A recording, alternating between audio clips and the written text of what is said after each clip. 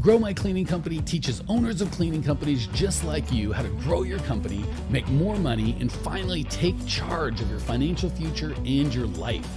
This podcast is about automating and creating systems that give you time and money freedom so you can grow like crazy without losing control. Since this is totally free, if you're getting tons of value, want to support us, and make sure that you get more of the good stuff, subscribe, rate, and review to this podcast today. Now, on to the show. Hey, Clean Nation, Mike Campion, Jim Padilla here, as live as probably we're going to get with you on COVID. First of all, so excited to be back. We were live with our Next Level Millionaire Mastermind folk last week. So I think I had my wife and Lindsay and I think Jared. We had the whole team kind of jump in and serve you guys. So I missed you. I'm back. It's going to be amazing. We're going to talk about how to do sales training for your cleaning company. And there's two levels I want to get you on, and Jim's an expert at all this. One is to make you a better salesperson, because it's really hard to train other salespeople if you suck at it. Contrary to popular belief, like, oh, if you don't know how to do it, you can pay someone else. Like, kind of, but you want to have some idea of how to do it. You don't have to be an expert. You need some skills. And then two, we actually use Jim and his team to help all of our enrollment coaches. We are really picky about who we let in. It's a very complex conversation. We get hundreds of applications per month. We take like 20. So he does all of that. And I got to tell you, I'm constantly coaching you guys to outsource stuff that you don't want to do or aren't good at. But then in my own life, for me, that was precious. Like, oh, I can't let anyone else have that conversation with them. And then I did it. And then I let other people do it, but I couldn't have anyone else manage it. And then Jim did that. And anyway, he's been amazing as a human being, as a salesperson, and as a manager of salespeople. No stress, but go ahead and live up to that, Jim. What's shaking on your end, buddy? Yeah, thanks so much for having me here, Mike. Totally appreciate the opportunity to serve Cleaning Nation. And yeah, we've just been on this crazy roller coaster of a business called Gain the Edge. My wife and I, who are partners in business and all things in life, and we've been blessed to be able to be an outsourced solution to many coaches and experts and influencers in the personal development and business coaching arena. And it's been awesome to be able to just be on the front lines, helping other people, help people enroll into their vision and their mission and their dreams. And our team gets pretty excited about being part of your mission and the people that you serve. So it's really fulfilling and rewarding and financially beneficial in every other way too. So I got to tell you, one of the kind of bonus reasons I want to have Jim on. And first of all, hey, Amy, and Daisy's here. She has a long time no see. She was one of the people at our event. Good to see you. Missed you, sister. And Harjuin and Daisy's here. Thanks, Mike Campion, Dylan, Daisy, loving this one. Beautiful. One of the things I want you guys and gals to pick up is part of the reason I think Jim and I work together so well is, for those of you that are fans of the show, know I'm out of my daggum mind. I'm constantly getting fired up about everything. So I go way up, and I don't go way down, but I kind of go way up and then to normal. And Jim's like a super mellow. Like I've not seen him raise his voice ever, not in excitement, not in anger. I have a feeling if he won the lottery, he'd be like, well, look at that, Mike, I won the lottery. Well, that's an interesting outcome we got here. But hopefully you guys pick up the values are the same. So Jim desperately cares about our people and serving them and you guys. And I desperately care about that. So I want you guys to see, first of all, like, hey, people that look a lot different but have the same values can work together. There's other people that are loud and crazy and obnoxious like me that have different values that we would clash. So just a little bonus. Take that for what it's will. Linda, good to see you. So I guess the first thing I would want to start with to squeeze all we can out of your brain, Jim, is you train a ton of salespeople. So let's just start with the owners of cleaning companies that are doing the sales themselves. And maybe they feel like, I'm not a good salesperson. I don't like selling. I don't want to have to pressure people. I kind of get talked into stuff that's not good for my company. How would you coach that man, woman, or child? Well, the first thing to recognize is that you've been selling your whole life. Everybody, every one of you who is watching this, you sell every single day, and you have been since you were a child. We're wired for it. If you get somebody to marry you, if you get your kids to take out the trash, if you got a friend to go watch a movie that you saw, or go out to this great restaurant, right? All the things that you do naturally, we are naturally creatures of persuasion and influence. We do it everywhere. But somehow when we get into a sales conversation, we put on this hat that feels like it doesn't fit right. And we think we have to be something instead of just doing what you naturally do. And so be encouraged that you've been doing it. You've got the skill set to do it, and you're going to do it. You're going to do it naturally. what we do is most people are trying to teach you 10,000 ways to sell. All we're trying to do is pack all of the stuff that you've been learning and forcing yourself into, and we pull it away so that the only thing left is you. And when you're being your naturally persuasive self, you're selling something you believe in. We teach a concept around here called making more sales without getting better at selling. And the main focus of that is 90% of the sales is just doing what comes naturally. 10% of it is nailing down some skill sets that are going to get you over the hump. It's so funny that you say that, because we haven't talked about that specific thing prior to now. And at that live event, I don't know if Jessica Agate's here, we did some role playing and it was videoed. It was so funny. What you just explained so succinctly, we saw her walk in and out of. So we were trying to give her training that she could duplicate to her team, like a script and kind of how to do it. And she's such an amazing human being. And so just like you said, she's very persuasive. She's got a great personality. So people respond to her because she's got a great energy. Just who she is cool. And she was kind of moving out. And she might not say that, just so you guys think. I don't want you to see Jessica and be like, oh, well, she's super charming, but I'm not. She's like most of you. It's not like she's got this magic sales gene. She's just a nice human being that people tend to like. And I'm sure most of you guys out there have that. Or you're friendless and homeless, and that's a sad state of affairs. Give us a shout out in the chat if that's you. We'll give you some love. But she tried to kind of put on her sales hat, and sweet, amazing Jessica, that's very attractive to the world, died, and no one was interested. And then she took off her hat and said, well, instead of selling, I'll just be me. And everyone's super attracted to her. So what's the trick? Easy to say, like, you're great as you are. Don't try and be the sales guy or saleswoman. How do you actually do it? Yeah, well, there's a few anchors that we put in play. And one of them, the first anchor, is be willing to tell the truth unapologetically all the time. Because say that again. Humans say that again. Resonate. Sure. Tell the truth unapologetically all the time. I love that. So write it down. And that's there's two components to that. One is the first thing the first place you have to tell the truth is to yourself, right? Usually we show up thinking, oh, I'm not as good as I need to be. Or maybe you've got yourself convinced that you're better than you actually are. But you need to be able to say, you know what? I am a solution that these people need. I know I can change the game for their business, for their home, for their family. I can help change and impact the world that they live in because of how I show up and what I do. They need what I have. You have to sell yourself on that. That is truth. And most of the time, you're too busy trying to convince yourself, should I push? Do I want to be sleazy? Do I want to be a salesperson? It's like, it's got nothing to do with it. It's got to do with connecting with somebody and helping them see that they need the solution that you have, or their problem is going to continue.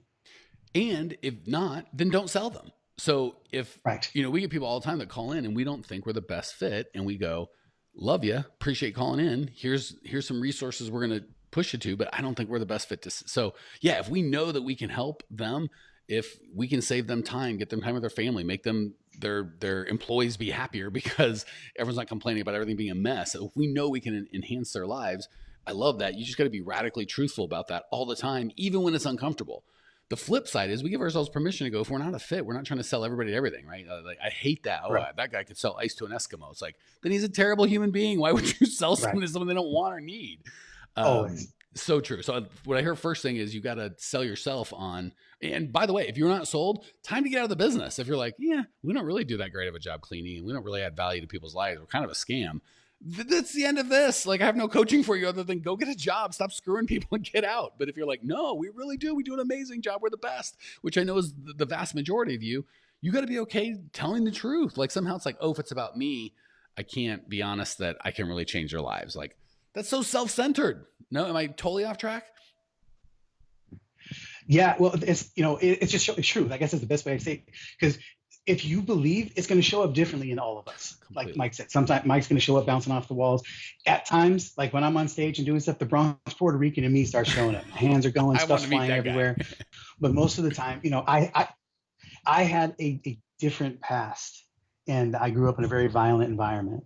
And so my first 25 years of my life, I did a lot of damage to a lot of people. And so I spent the last 25 years learning how to control that person. And so that's, every once in a while, it still comes up. But for the most part, it's all based on me being under the influence of the moment. So when I'm talking to you and I'm like, yes, this is the best thing ever, I'm going to be influenced by that because I believe it. And if I show up and I'm like, no, this doesn't work, my energy is going to show that too. And that's what people are buying. They're going to buy your energy and your belief far earlier than they're ever going to buy your product. So you have to show up as that person. And then you have to be willing to tell people the truth. And one of the keys that we talk about and be able to make more sales without getting better at selling is understanding what's at stake. If you know what's at stake for them, meaning if they don't fix this problem, their business can go under. They're, in a time of COVID, there's a lot at stake for a lot of people, right? If they don't, just their mental health and sanctity, if they know that they're living in a bacteria-free environment and they don't have to worry, they got kids they're raising in that environment, you know what's at stake for them, and many times in ways that they don't. And so you have to make sure that that's part of your sales process.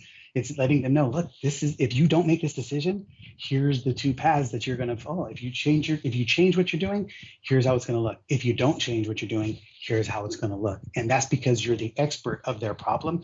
So you're speaking to it in ways that of certainty and clarity because you've worked with dozens or hundreds or thousands of other people.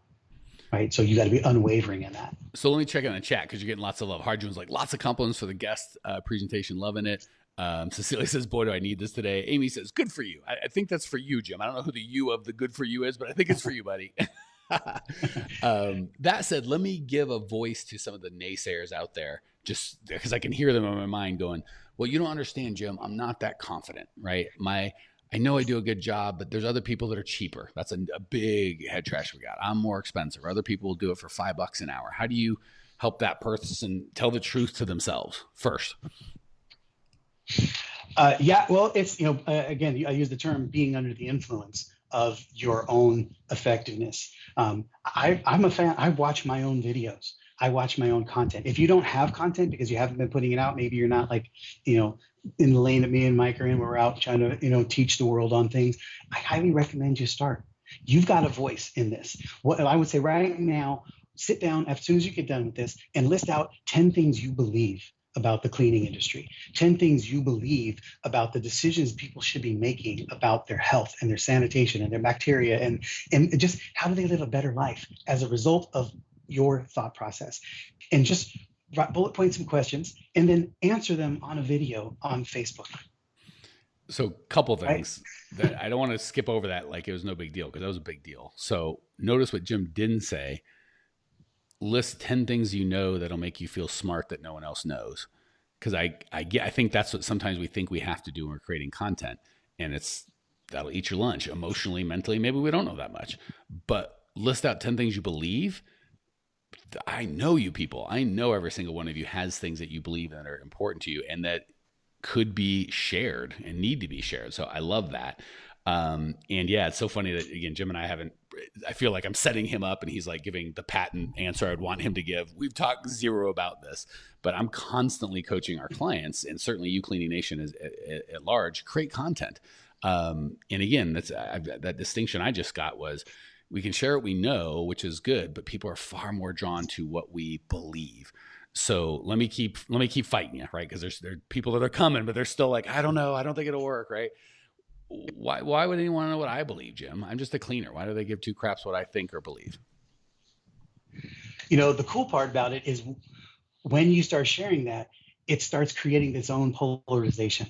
When you share what I believe, and it could be in an article, it could be in a YouTube video, it could be on a Facebook post, wherever you want it. But the more you start sharing it, you start getting a path worn out here. Like, okay, this is if I follow this, it's going to lead me somewhere. It's going to lead them to you. Now, the people who don't resonate with what you believe won't likely follow that path. But the people who do are going to be very interested in wanting to know how you can help them, which makes it a whole different ballgame, because you're not trying to shove something down their throat. They're coming to you to find out more about how you can actually help them based on the fact that you're already in some sort of alignment in what you believe. So now they have a more rooting interest in you actually winning. Right?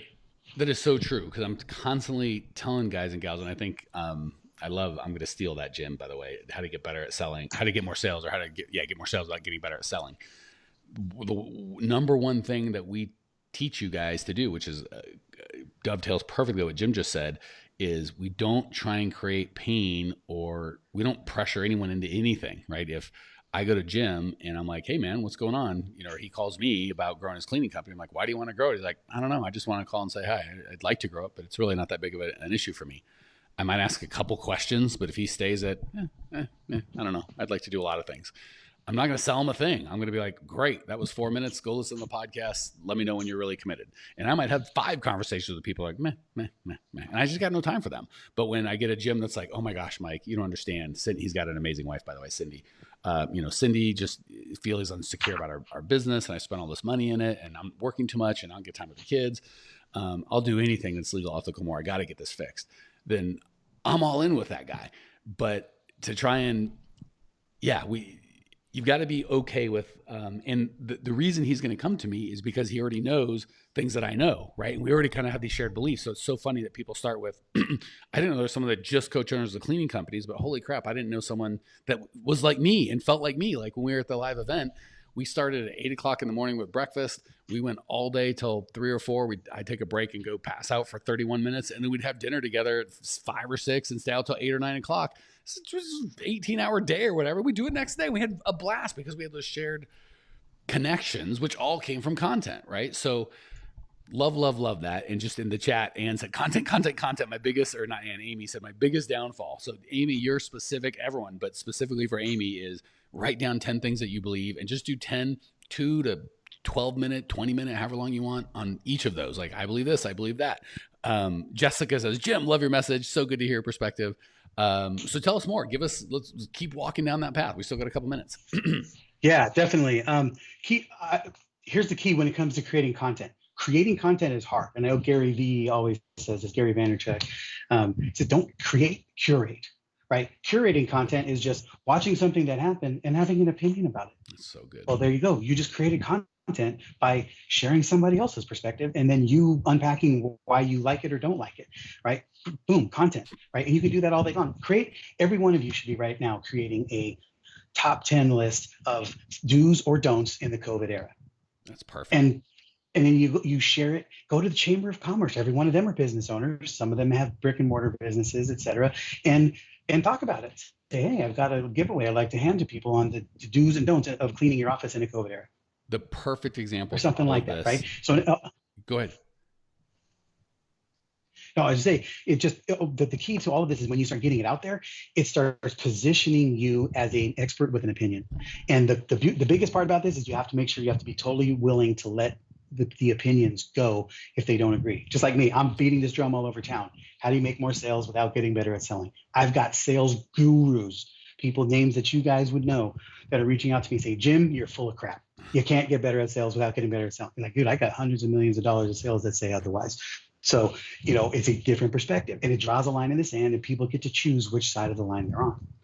Man, we're going to have Jim on more often. So the perfect example of this in real life, because my only fear is you get this in your head and be like, okay, I get it. Jim's got me fired up. But then your heart's like, I'm too dumb. I can't do it. It'll never work. So let me see if we can get a couple examples. You're like, well, I could do that. 2 examples that are perfect: politics and sports. There are, and again, I don't care what your politics are, there's 150,000, that's too many. There's hundreds of commentators that believe exactly what you think. And we'll just use Trump because he's our president right now. And not a lot of people out there going, no strong feelings. I could take or leave. And Jessica says, yes, more Jim. So you've got a new fan, buddy. And I'm going to tell you guys how to get more Jim at the end. So there you got that too. So whatever, half the country / commentators on one side, half the country on another side. All these commentators aren't political science majors. They look at and Trump's a perfect example, but what all of our politicians do, and this guy's an idiot, he's the worst, he's going to kill our country, blah, blah, blah. And Trump's constantly doing new things, so they don't have to come up with any new content. They just respond to what he says. And the other half are like, he's a genius, he's going to be the best, he's the best thing since sliced bread. They don't have to come up with, they just wait until he does something and talk about how great it is, or their opinion. Sports, the same thing. Used to be there'd be like sports, and then I still remember when they talked about ESPN, like, who's going to watch ESPN? There's not that many sports. It's this much sports. Remember when MTV used to be music videos, and now it's just talking about reality TV? I don't even know. I'm old, so I don't know what's on there anymore, but I'm guessing not music videos. Remember when ESPN used to be sports? Holy crap, it's nothing but Black Lives Matter, like all sorts of like, it's even gone politics. I don't even need sports. Like, that's fine. We'll talk about political beliefs of the athletes. So hopefully you guys get when you see a commentator, whether it be sports or politics, this guy's not like a sports psychologist who spent 20 years being the best at basketball, doing X's and O's and all that sort of stuff. They're talking about whether this guy wore what kind of sneakers and who they offended and blah, blah, blah, blah, blah.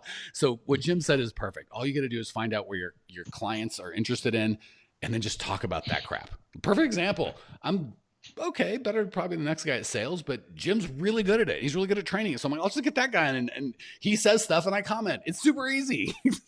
Watch, we'll do it again. We got like 30 seconds. So give me your last thing. I'll do a comment and then we'll tell people how to get more Jim if they want it.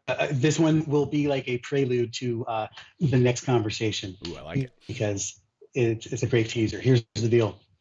Stop prospecting for clients and start prospecting for partners. Right here, if you want water, you can go find a tuning fork, whatever they call, those sticks they use. Find this water source, drill a hole, build a well, build the plumbing and pump it out, and then hope to get some water. Or you can find somebody who's already built the well and show up with a glass. That's how I run my business. That's how I've built millions of dollars of business. That is how people show up already predisposed to wanting to buy from you, which then takes away the necessity for you to be a sales badass in order to sell them. That's so good. And just so you guys know, kind of behind the scenes, we've been working with Jim and his team since April. We're talking now it's August, so not even 6 months. Tracy, a lot of you guys know and love Tracy. I didn't go out and find Tracy. Jim referred us. Andrea, I think she's been on, or I'm not sure, but we referred anyway, Jim's given me many. Oh, Jim's got me on hold somehow. I don't know how that works. So he may have lost interest completely. Oh, he's back. But he's introduced me to a bunch of people. We're going to do our first event kind of open to the public that's not super high dollar in October. We haven't announced it yet, so I'll let you know. Maybe we'll have Jim on for that. Maybe we'll together launch that event. And he's got an event before it, and he want to talk to you guys about like, no, don't tell them about it because they'll go to your event, not mine. So just so you can see Mike, at my worst when I get all greedy. So anyway, all that to say, Jim is living exactly what he talked about, as much value as he's bringing. The event that we're putting on that we just did, Shay, who's a sweetie and amazing, was introduced by Jim. So Jim is he's got a bunch of wells driven for water. And he really just super helps out. Heavy Lynn says, LOL, we just drove by a water truck accident. So apparently Jim also speaks. You gotta be careful when he talks because bad stuff goes down. So guys, gals, if you're loving this, let us know. We always want to give you more of what you like and get value and less of not. If you don't love Jim, don't say anything. We'll just be quiet. We'll get what you're saying. But if you love Jim and want more, let us know. You can get him. He's got a Facebook group. Obviously we've got our Facebook group. Feel free to join that one. Just Google Grow My Cleaning Company on Facebook or whatever. Here's the link to Jim's. I'm sure I just typed it. There it is. Facebook.com/groups/more sales with GTE. GTE is what we call them. It's gain the edge. But if you just Google or and search Facebook for groups, more sales with GTE groups, I'm sure you'll find it. It's also in the link. If you are digging the show and getting lots of value, subscribe, rate, review, share it with a friend. Let us know what's going on. If you want more of the best teaching that we've got, go to growmycleaningcompany.com. You can see the best probably 40 minutes I put together ever. What else do you need? That should be it. Jim, you got any parting words before we go? Yeah, this is a whole lot easier than you think. Just go do it. Go sell people. Here's the biggest, just the whole focus here is you're not trying to sell them your products. You're trying to win customers. Just let them show up and want to buy from you. And if you start telling them the truth, positioning yourself well, getting clear about what you believe about this, then people will show up wanting to know more. And then it's a very natural progression to be able to say, hey, why don't you work with me? Man, that's a good writer, Danner. This is easier than you think. So my 2 action items I'm going to give to all of you guys, we're going to end right here, is write down 10 things that you believe. And the number 11 should be, this is easier than I think. Go get them, Clean Nation. Talk to you soon. Thanks for tuning in to today's show. If you're fired up, ready to grow, and want to see if you have what it takes to work with us at Grow My Cleaning Company, here's what I want you to do right now. Go to growmycleaningcompany.com/talk. That's growmycleaningcompany.com/talk to book an appointment to speak with me personally. I'm going to jump on the phone with you to get you crystal clear on where you are now, where you want to be, and how to get you there. Don't walk around in the dark any longer. If you are serious about growing your cleaning company, it's time to finally get the systems in place that you need to grow. We've helped hundreds of owners of cleaning companies not only grow their business and their personal freedom, but give back to their community as well. If that's what you're looking for, head over to growmycleaningcompany.com/talk and book a time to talk with me personally. I can't wait to get to know you and your business.